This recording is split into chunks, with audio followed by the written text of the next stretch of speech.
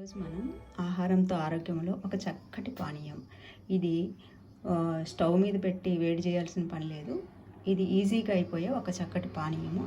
అంతేకాకుండా అంతకు రెట్టింపు ఆరోగ్యాన్ని ఇచ్చే పానీయం అనమాట. ఇది గోంద్ కతారి అని పచారీ షాప్స్లో దొరుకుతుంది, సూపర్ మార్కెట్లో, ఆయుర్వేదిక్ షాప్లో, అన్ని షాప్స్లో దొరుకుతుంది. తక్కువ రేటు కూడా తక్కువే ఉంటుంది.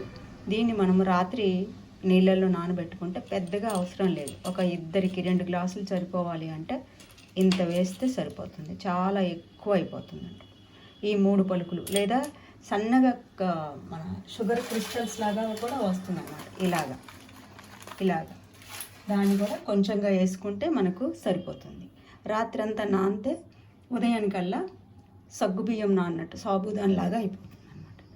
దాన్ని మనం మామూలు నీళ్ళల్లోనే, వేడి నీళ్ళల్లో కాకుండా వేసుకొని దాంట్లో మనకు రుచికి తగినట్టుగా తేనె వేసుకోవచ్చు, లేదంటే నిమ్మరసం వేసుకొని డైరెక్ట్గా తాగేయచ్చు అన్నమాట.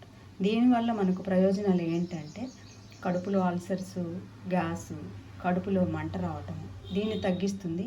మోకాళ్ళలో నొప్పులు వాటికి జెల్లాగా పనిచేసి మోకాళ్ళకి మంచి ఆరోగ్యాన్ని ఇస్తుంది. స్కిన్ మెరుపును కూడా ఇస్తుంది అనమాట. చాలా చలవ చేస్తుంది బాడీకి. ఈ ఎండాకాలం మాత్రం తప్పనిసరిగా తాగాల్సిన పానీయాల్లో ఇది కూడా ఒకటి అనమాట. ఇప్పుడు మనం ప్రాసెస్లోకి వెళ్దాం.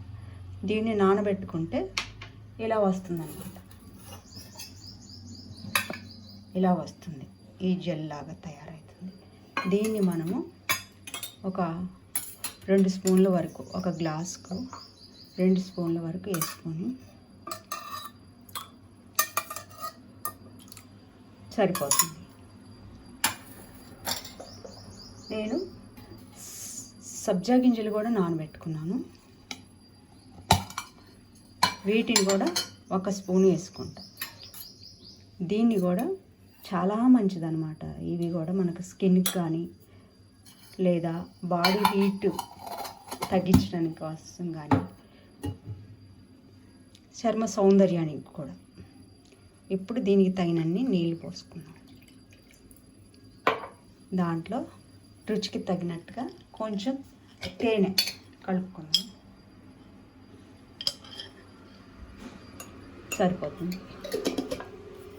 ఇప్పుడు కలిపేసుకుంటే మన ఆరోగ్యకరమైన గోంద్ కతారి వాటర్ రెడీ. ఇది బీపీ ఉన్న వాళ్ళకు కూడా చాలా మంచిదన్నమాట. షుగరు, బీపీ అన్ని విధాలుగా ఇది మేలు చేస్తుంది. బ్రెయిన్ కూడా కూల్ అవుతుంది అన్నమాట. చిన్నపిల్లల నుంచి పెద్దవాళ్ళ వరకు అందరూ తాగదగ్గ ఆరోగ్యకరమైన గోంద్ పానీయం అన్నమాట. Thanks for watching our channel.